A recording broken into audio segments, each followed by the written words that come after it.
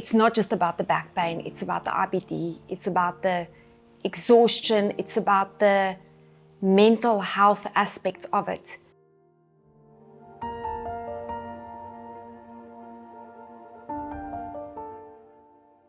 My name is Maranda van Dam. I'm 49 years old and I live in Hersham, South Africa. I'm a single mother of 2 boys. I run a brand activation company, and in my spare time, I look after patients that's just like me. I remember going to my GP and I started telling him about I'm extremely tired, and I said to him my lower back's sore, and I remember telling him, you know, it's like a buck that's rammed into the back of your hip bones. And he said to me at the time that it's fatigue. Fatigue is normal, you know, and the pain you have is probably just back pain. And I remember going home with a script, feeling unseen and unheard at the time, to be honest. And getting back home, taking the medication he's given me, but I wasn't feeling better. I went back to the doctor again, and I mean, in total, the journey I took was 9.5 years. I ended up at a gynecologist, and she thought my pain and everything was due to women problems. And they cut out my uterus. Can you believe that? And on it went. So I lost my uterus. I remained with the symptoms. And in total, 15 doctors in total. And the last doctor I saw, I remember very clearly, said to me that maybe I need to go and see a psychologist. Maybe there's something wrong up here. It took somebody that referred me to a very, very special doctor that had the insights. I remember going to him with a file this big to have the insight to do the correct testing, and I was finally diagnosed.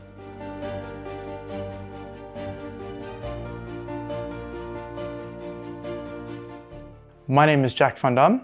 I'm 20 years old. I live in South Africa, and I study psychology at the University of Stellenbosch. How it felt to get my diagnosis, it was quite upsetting, I'm not gonna lie. I mean, what kid has arthritis, you know what I mean? I was 15. So, yeah, I remember in the moment, I remember the car ride, I was very upset. I was mad, why me? Why did this happen? I was worried. Can I play rugby? Can I still do the sports I loved to do at the time? It was a very disorientating feeling, and it felt very scary. The way I felt after Jack was diagnosed was devastated. Absolutely gutted. In my wildest dreams, would never have wished this disease upon anybody, let alone my own son. I was absolutely heartbroken. I was scared, I was petrified, you know, he's only 15. This is his formative years. Having axSpA, it affected a lot of my life. Sleep was something I couldn't pretzel myself onto the bed at night. As a kid, at 11, I remember feeling, my back was sore, I needed to sleep upright with posture. That was never something I thought to need to do. And I'd look at my friends and they'd be lying all mangled, and I'd be so, why couldn't I do that?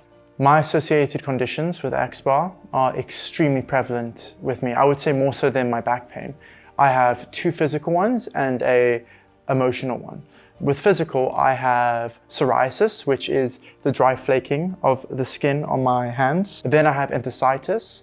This is an inflammation in my feet, and that can cause a lot of pain in terms of walking around. It would be very difficult for me to stand for long periods of time, walk for long periods of time.